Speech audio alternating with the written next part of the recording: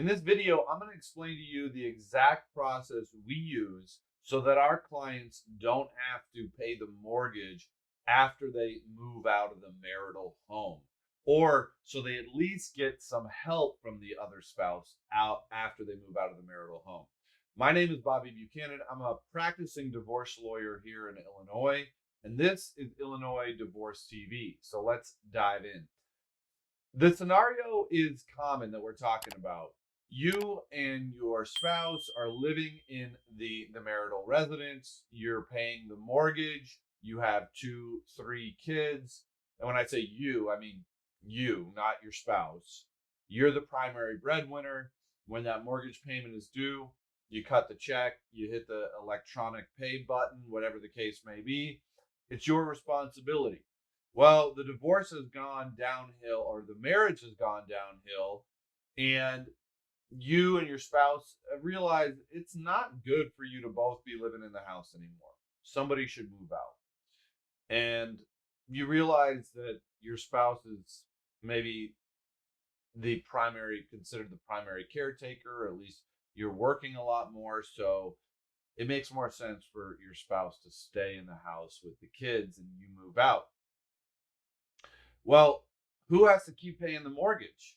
You do, because really that is the momentum. That's the way it's always gone. And you ask your spouse to do it and you say, hey, you got to start kicking in on this. And they say, no, that's your job. You should support us. And now you're stretched thin. You're burning the candle at both ends. Maybe you're having to pay rent on a new place and you're also contributing to the mortgage. You don't want to default on the mortgage because that's ultimately going to hurt your credit score. It's going to hurt the value of the house. It's going to complicate everything financially. So what can you do? Well, often in these situations, what we do is a couple things. First, we need to accelerate the financial resolution of this matter. And we do that by making sure that our client's financial documents, financial ducks, are in a row. We get that financial affidavit done. We get it to the other side. If we're going to request any financial documents from the other side, we get those requests out and we get the ball rolling on the entire financial picture of this case. The second thing that we can do is file what's called a motion for contribution to the mortgage. This is something where we're saying to the court, listen, our client has moved out. Our client has other bills. The other party is capable of paying the mortgage. So there should be a court order saying that they have to pay the mortgage. The judge will then make a decision as to what should happen during the case and how much each party should contribute to the mortgage. In some circumstances, our clients don't have to pay anything. In other circumstances, they pay a smaller percentage. And in some cases, they do have to continue paying it. But if they do, what we've done is we've already accelerated the financial resolution by being organized in our documentation. You can't fight these things tooth and nail, meaning I'm just not going to do anything. I'm not going to touch the finances. I don't want to cooperate with turning over my. No, that's not the way to do it.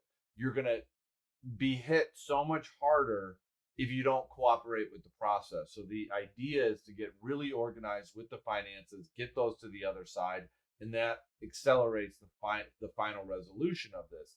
You're not going to have to pay the mortgage beyond the divorce. Now, there could be some sort of alimony or maintenance, is what it's called legally speaking, that you have to pay. But if your spouse is ultimately going to get the house in the divorce, then in 99 times out of 100, you're not going to have to pay the mortgage on it. So we want to accelerate that entire process and get you to that place, because then it doesn't even matter whether or not you have to pay the mortgage during the divorce process, because we're moving things forward and getting you to the place where the house is being sold so you won't have to pay the mortgage, or the other side is doing a refi, hopefully, ideally a cash out refi. You're getting paid your portion of the equity that you're entitled to. You're off the hook as far as the mortgage, and you can focus your finances on other things. That is how we protect our clients financially when they have been the primary breadwinner, when they have been paying the mortgage during the marriage. Don't forget to subscribe. Don't forget to hit that notification button. Let us know in the comments what else you'd like to learn about. If you have any other questions on this issue, and we will do a video on it. We'll talk to you soon.